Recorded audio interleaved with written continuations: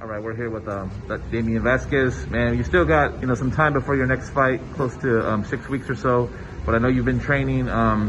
Just what's your experience so far in this COVID-style training with masks on and social distancing?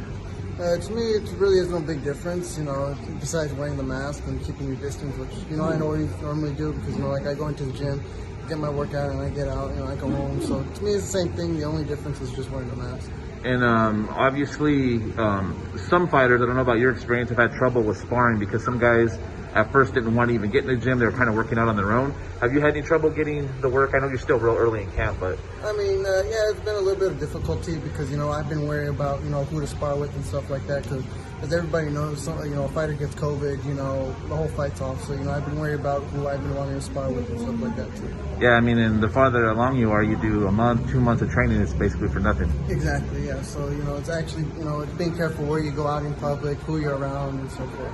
And, you're part of a big pay-per-view, historic pay-per-view, and then it's basically 2 main events. How does it feel just to be part of that whole thing on Showtime? Oh, I mean, it's a great opportunity, for me to showcase my talent, to be honest. But, to me, I'm looking at it mentally like it's just another fight of the meaning I have. Yeah, it's the biggest fight of my career, but I'm not going to look at it like that and, get myself overwhelmed and so forth. And as far as Brandon Figueroa, he's a good fighter, a young guy like yourself. His last fight wasn't his best performance, obviously. I think he had a draw in his last fight. What do you think of him from what you've seen?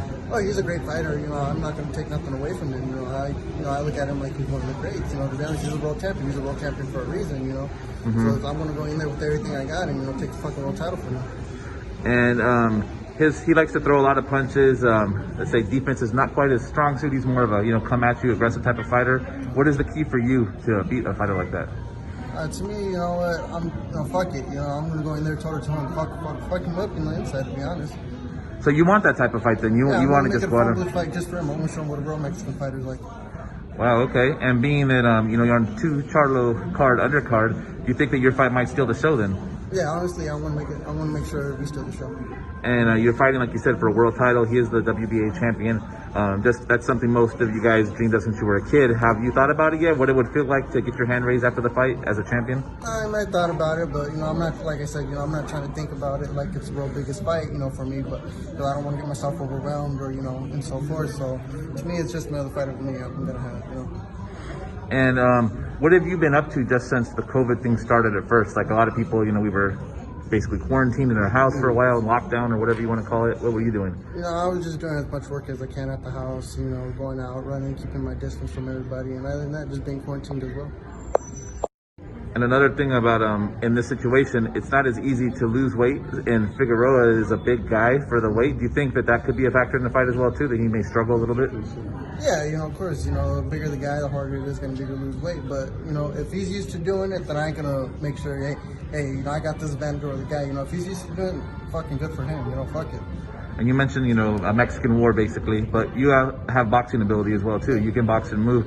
Will that play a factor in the fight? No, I'm gonna make sure that shit goes out the window. I'm gonna make it a Mexican tough fight and show what a real Mexican fighter's like. Well, and what your opinion? What's a real Mexican fighter? Fuck it, let's make it a fun booth fight. And just whoever is the last man standing? Yeah, pretty much. Wow, man, looks like it's gonna be exciting to see. And I'll just ask you real quick about the main events. What do you think about Derevyanchenko and Charlo? Charlo and who? Derevyanchenko, the Russian guy that almost beat Triple G. I don't know if you saw that fight. No, I didn't. How about I ask you about the other Charlo then? Jermel Charlo fighting Rosario, the Dominican, who knocked out Julian Williams. To me, both Charlo twins, I'm just going to put it this way. Both Charlo twins are tough. I know they got tough guys, but I think the Charlo twins will pull out. All right, man. And let's just wrap it up with this. What do you want to tell your fans who'll be tuning in September 26th on Showtime pay-per-view? Tune in. It's going to be one hell of a fucking fight. I want to make sure we steal the fucking fight. Show the fight, Prediction? I predict a knockout, to be honest. It's a fun booth fight. I want to make sure I come in there, fucking hit him with everything I got, including the kitchen sink. So, I want to make sure I knock him out. I've never heard you talk like this aggressive. Is there something about Figueroa, or is it just a different mindset for you? It's just a different mindset for me. I got nothing against the fucking dude, but it's just a whole different mindset for me. You're coming for war and blood. Yeah, exactly. All right, man. We can't wait to see it. Thank you. Yeah,